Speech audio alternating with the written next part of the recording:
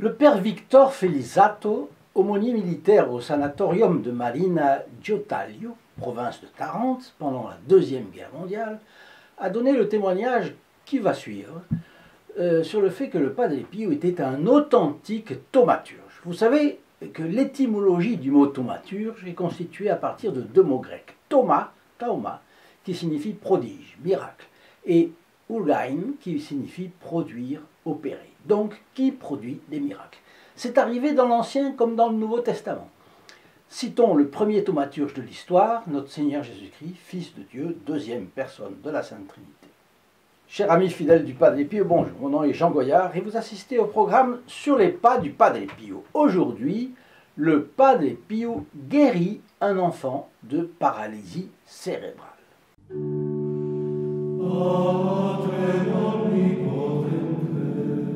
Quel objectif faisait-il des miracles?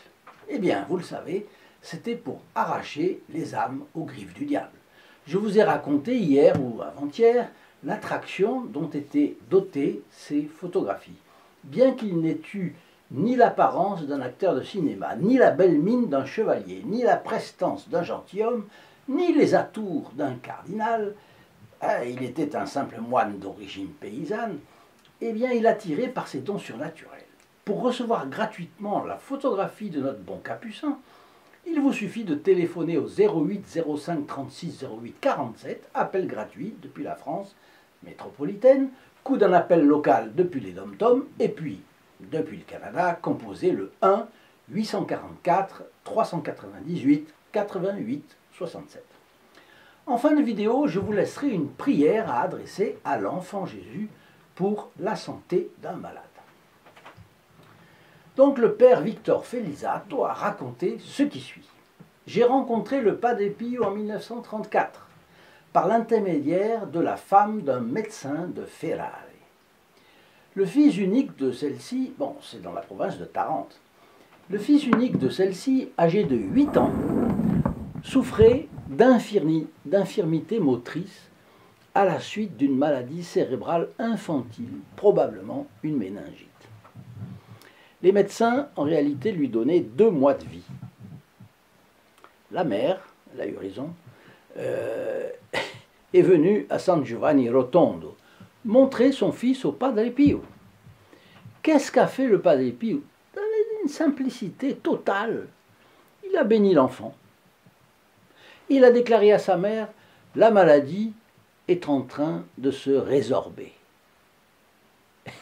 Eh bien, aujourd'hui, au moment de la rédaction de ce témoignage, l'enfant autrefois malade jouit d'une parfaite santé. Je l'accompagne souvent à San Giovanni Rotondo. Il porte toujours avec lui une croix bénite par le Padre Pio. Alors nous remarquons combien rien n'est figé. Telle épreuve, lourde aujourd'hui, peut être demain un heureux souvenir. C'est finalement ce qui s'est produit dans le cas que nous a raconté le père Felizzato. Imaginez la mère de cet enfant. C'était une épreuve lourde. Et aujourd'hui, c'est un heureux souvenir. Plus concrètement, des familles peuvent traverser une période d'angoisse quand on leur fait craindre la naissance d'un enfant atteint d'une déficience physique ou intellectuelle. Je le sais, j'en connais. Personne ne nie qu'avoir un enfant trisomique, par exemple, soit une épreuve. Mais ces mêmes parents se préoccupent-ils autant d'avoir un enfant qui tourne mal, comme on disait autrefois, immoral, révolté, criminel, drogué, suicidé, et je passe d'autres catastrophes qui provoquent aujourd'hui des dégâts considérables. Considérables. Dans les familles, dans la société. Donc, les gens sont plus préoccupés que leurs enfants soient physiquement comme il faut que moralement comme il faut. Ça, c'est l'effet d'un esprit superficiel, tout de même, il faut bien le dire. Alors, avoir des enfants comporte nécessairement des sacrifices, et puis une part d'épreuve, et puis surtout les aléas de la vie. Compte tenu de la nature qui se crispe devant l'épreuve, le pessimisme n'est pas seulement déraisonnable, mais peut entraîner des tragédies. Je connais des familles qui ont subi de fortes pressions pour empêcher, imaginez, qu'une gestation suive son cours. Une échographie avait révélé une tache sur la nuque du bébé ou une dissymétrie dans la longueur de ses jambes, ce qui pouvait être, n'était pas, pouvait être le signe avant-coureur d'un syndrome de Down, par exemple. Les mères que je connais ont catégoriquement refusé de stopper violemment la gestation. Leurs enfants sont nés en parfaite santé. Vous prenez donc conscience de l'ampleur de la tragédie de nos jours quand vous regardez autour de vous. Combien d'enfants handicapés ont été envoyés parmi les déchets hospitaliers de cette manière? D'où cela vient-il? Il y a des médecins qui tremblent qu'une mère les attaque en justice au motif que si elle avait su, elle aurait pris les mesures. Vous comprenez ce que je veux dire? C'est ahurissant. La jurisprudence va hélas dans ce sens, parce qu'il n'y a pas que des lois iniques. Certains juges le sont aussi. Alors ne vient-il pas à propos de défendre la doctrine catholique telle que le Padre Pio la défendait inlassablement dans la confession, retirant des griffes du diable tant et tant d'hommes et de femmes égarés sur le chemin de l'enfer? Auparavant, je reviens au groupe des protégés du Padre Pio dont je vous ai déjà parlé. Ce sont des fidèles de notre chaîne qui rendent possible la production de ces vidéos et je les en remercie du fond du cœur. Pour mieux les connaître, je vous invite à cliquer sur le lien affiché sous la vidéo www.st-padre-pio.fr et à vous laisser guider. Vous y verrez l'apostolat que réalisent les protégés du Padre Pio et les bénéfices spirituels qu'ils reçoivent. Vous pouvez aussi composer un des numéros de téléphone déjà mentionnés qui s'afficheront sur l'écran et notre secrétariat répondra à vos questions. Alors, survolons quelques points sur le 5e commandement de Dieu, tu ne tueras point, que le Padre Pio connaissait par cœur, et on les retrouve dans le catéchisme de l'Église catholique de Jean-Paul II, et je garde les références de ce dernier pour qu'il soit plus facile de les retrouver à la demande. Alors le paragraphe 22-58, la vie humaine est sacrée parce que dès son origine elle comporte l'action créatrice de Dieu et demeure pour toujours dans une relation spéciale avec le Créateur, son unique fin. Dieu seul est le maître de la vie, de son commencement à son terme. Personne, en aucune circonstance, ne peut revendiquer pour soi le droit de détruire directement un être humain innocent. Et le catéchisme de l'Église catholique de Jean-Paul II donne la référence de la Congrégation pour la doctrine de la foi, l'instrument Donum Vitae, introduction, paragraphe 5. Il y a le paragraphe 22-59 du catéchisme. Qu'as-tu fait? La voix du sang de ton frère crie vers toi. Maintenant donc, maudit sois-tu de par le sol qui a ouvert sa bouche pour prendre de ta main le sang de ton frère. C'est Dieu à Caïn qui avait tué Abel, c'est dans la Genèse, chapitre 4. Le paragraphe 22-60, je demanderai compte du sang de chacun de vous. Qui verse le sang de l'homme, par l'homme aura son sang versé. Car à l'image de Dieu, l'homme a été fait. C'est encore dans la Genèse, chapitre 9. Le paragraphe 22-61, l'Écriture précise l'interdit du 5e commandement, tu ne tueras pas l'innocent ni le juste.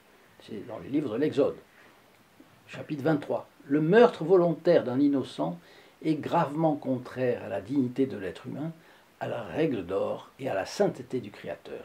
La loi qui le proscrit est universellement valable. Elle oblige tous et chacun, toujours et partout. Paragraphe 22-68. Le 5e commandement proscrit comme gravement pécamineux l'homicide direct et volontaire.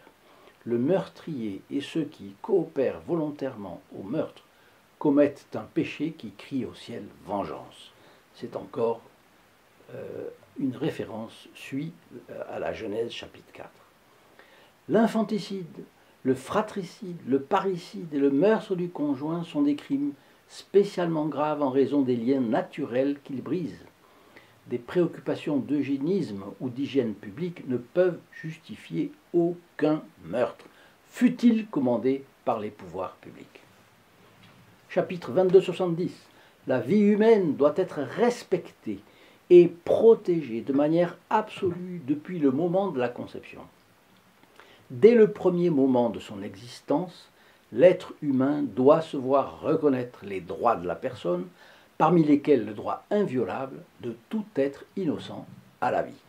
Et le catéchisme renvoie une fois de plus à la Congrégation pour la doctrine de la foi, Instrumentum Donum Vitae, paragraphe 1, chapitre 1, paragraphe 1. Avant d'être façonné dans le ventre maternel, je te connaissais. Avant ta sortie du sein, je t'ai consacré. Et il y a là plusieurs références, notamment au livre de Job, paragraphe 10, chapitre 10, paragraphe 8 à 12. Mes os n'étaient point cachés devant toi quand je fus fait dans le secret, brodé dans les profondeurs de la terre. Psaume 139. Le numéro suivant dit que depuis le 1er siècle, l'Église a affirmé la malice morale de toute fausse couche provoquée. Cet enseignement n'a pas changé, il demeure invariable. Cet acte, c'est-à-dire voulu comme une fin ou comme un moyen, est gravement contraire à la loi morale. Tu ne tueras pas l'embryon et tu ne feras pas périr le nouveau-né. C'est dit dans Didaché, Barnabé, Épître à Dionète, Tertullien aussi.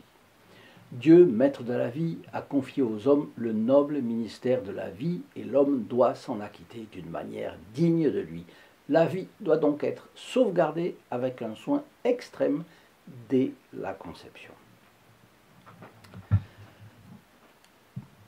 Paragraphe 2273. Le droit inaliénable à la vie de tout individu humain innocent constitue un élément constitutif de la société civile et de sa législation. Les droits inaliénables de la personne devront être reconnus et respectés par la société civile et l'autorité politique.